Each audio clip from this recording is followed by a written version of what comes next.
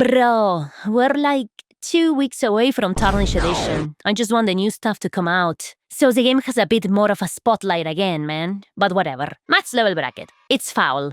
And full of weird shit. And cheaters. Don't forget cheaters. Many gamers believe that max level bracket refers to level 713, as in you gotta be max level to actually play in it. And yeah, I know it sounds logical, but that's not really true. As an invader, max level bracket actually extends from level 301 to level 713. This means that if you're level 301, you can invade all the way to 713, which can put you at a ridiculous disadvantage if you run into a full team of max level gamers. Overlevel phantoms have a similar role in vanilla Elden Ring and can be encountered at pretty much any level. You're matched with the host's level, so if the host summons a level 713 body via password, the system doesn't give a fuck and places your humble level 150 meta monkey in the same lobby as the overlevel mutant. But since Seamless matches you with lobbies that have players close to your level, regardless if it's the host or not, you don't normally get gamers who are gargantuanly more level than you. So you could say that max level bracket sorta covers the role of overlevel phantoms, in case you're looking for that, like,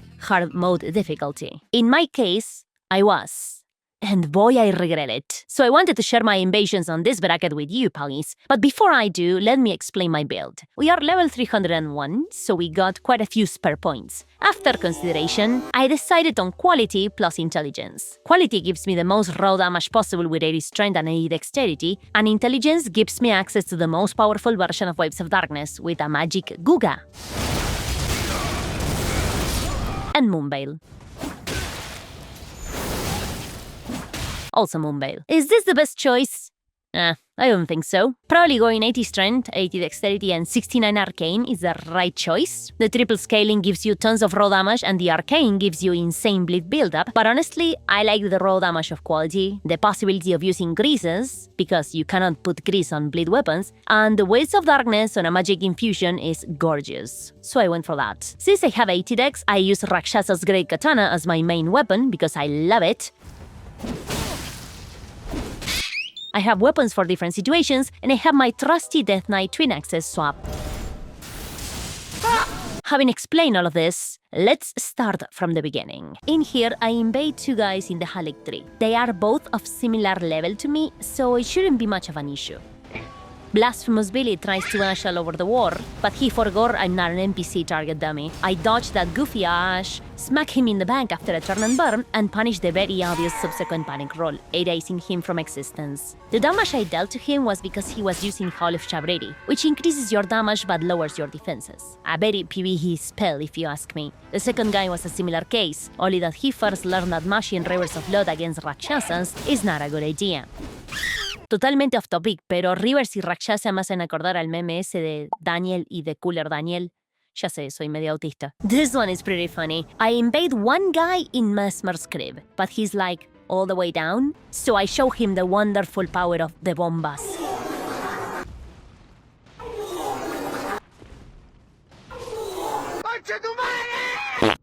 Bomba. In here, I invade two max level guys fighting one max level invader, so they are of a much higher level than me. I tried to fight the mimic tier, but my ADHD makes me go for the group of people slapping each other, and I'm such an autist that I nearly get my body killed. But it was okay in the end, thank God. I tried to fight the mimic again, but the motherfucker has like a gajillion HP, and I take so long that one of the other guys shows up to kick my ass. And all of their attacks fucking hurt because, like, they are 400 levels stronger than me. I managed to go up the stairs. I used one whip cutter to dissuade them from attacking me, but they didn't give a fuck, and I nearly die of Reduia blood spam.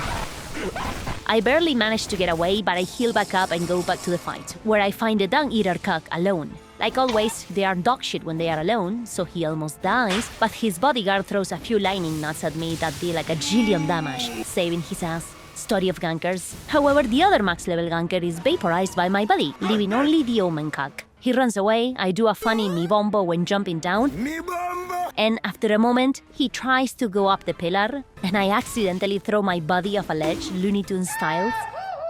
But we managed to catch up to him at the ladder, and he fucking dies.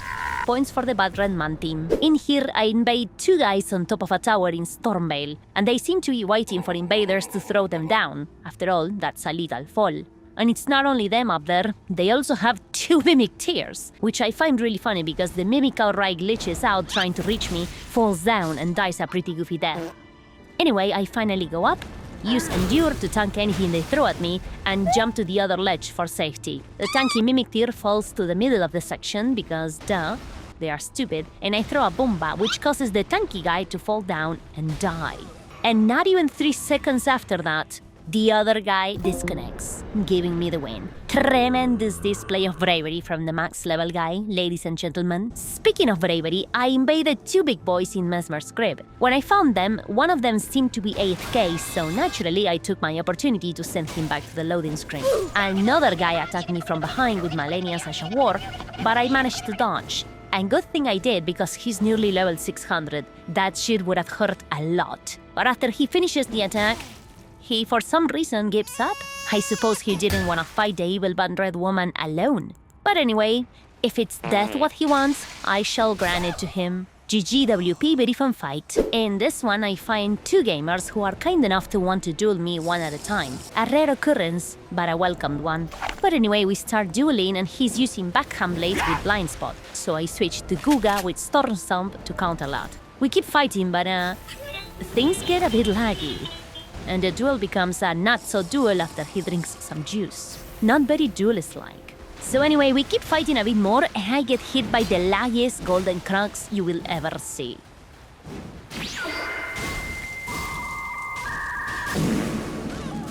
Luckily, I managed to survive thanks to my high vigor though. Reminder to level vigor, but anyway, his internet stabilizes a bit, and I managed to beat the guy with a couple of well-placed crouch pokes.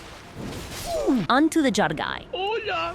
He's using an iron cleaver, which can be good, but doesn't know how to use it. So after throwing a few hits, he switches to a bleed clean rod. So I counter using my own quality clean rod, and the duel ends pretty fast after that. Kudos for not ganking me, gamers. On this one, we find a bonfire duelist running cheated defenses. Yes, cheated defenses. If you don't believe me, here's the proof. Aligning Misericord does not deal 600 damage with a backstab. I also tested my damage on his build, but with my friend Epsonia using it. And as you can clearly see, the damage I deal to them is almost double of the damage I dealt to that cheating orc abortion. So yeah, before anyone starts defending the guy on the comments, he was deliberately cheating. So shut the fuck up. It also says he's level 428, but judging by the damage he does, he most likely has cheated stats. And that's not all, but I will show you later, trust me. But yeah, the poor sucker fighting him dies and gets emoted on, so now it's my turn. I pull out Clean Rod with Rod because he has like a kajillion MS, and of course the motherfucker heals whenever he's low. Needless to say, he sucks ass. The only thing he does is spam his goofy ashes, but due to the latency, his cheated defenses, and the damage he deals, I still gotta respect him because I can easily die if I make a mistake. Anyway, the fight extends for a while, I get the guy super low, and then one of his goons shows up with the intent to gank me. The cheated fuck swaps to patas and does gank me, so I gotta run for a 3 sentinel. The motherfucker has bleed patas. Insanely disgusting. But I managed to evade him for a while and correct course to the other guy, who has low latency. I switch to Rakshasas, and it takes only 2 hits to deal with the ganking mage goober. The cheated loser is scared of the new game plus 0-3 sentinel for some reason, so he runs away until he kills it, which finishes the invasion. But we are not done yet. I invade the guy again. I stab his ass, and we commence our fisticuff. I nearly managed to get him, but he survives with 2 HP because I ran out of stamina. We fought for a while, but I honestly gotta say, I played this really badly. Considering his cheated defenses, the bleed pantas with Bloodhound Step, and his latency, Guga was a very bad choice for this. But yeah, he ends up getting me, all cocky and shit, but I don't give up easily, so I invade one more time. I try a different approach this time with Halax and an anti-bleed talisman, but due to the latency, it does not go well.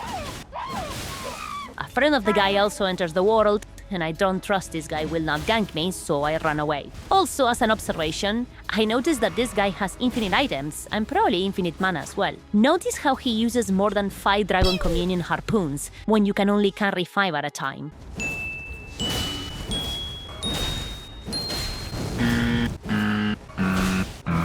And he just keeps spamming BHS, but never runs out of mana. So yeah, just pointing that out in case you had any doubts that this is a full-blown cheater. While he chases me, another one of his friends shows up. I can tell by the flash and sound my character does whenever someone connects to the session. This is because of the Transmogrify mod, so I take this opportunity to call for help, since they are now 3 people.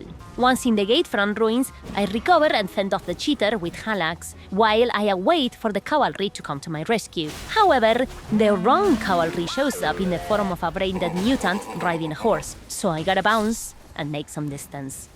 And after surviving a few moments of being shot with all kinds of shit, backup arrives. I got you, fam! The mage has a small brain and low latency, so all it takes is 2 well-placed Rakshasa smacks and a roll catch to fuck him up. My red body finally shows up, so we engage in a 2 vs 2 with the cheater's second pole polisher.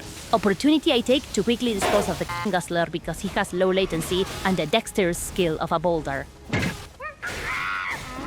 Only the cheater loser left, and we are 2 vs 1 this time. This insane scenario devolved in a patas fest where we both chased the loser for eons to come. It felt like forever, and it was disgusting and I hated it. If it wasn't for the latency, this would have ended so much faster, but whatever, what can you do? After a while, I switched to Rakshasa to have a higher hit stun tier in our team. And after a marvelously well-timed madness hand dash of war, my red body stuns the cheating loser, allowing for a 2-man combo, which finishes off the cockroach. Amazing invasion. Let's never fucking do that again. And yeah, that was basically my experience with this bracket. It was pretty doo-doo, to be honest. And it's not like it had more activity than level 200 either. At least on Seamless it was more of the same, but with more powerful goers and more cheaters. I wish I could say anything more useful, but I don't really have anything else on this. It's doo-doo. That's how it is. Ciao.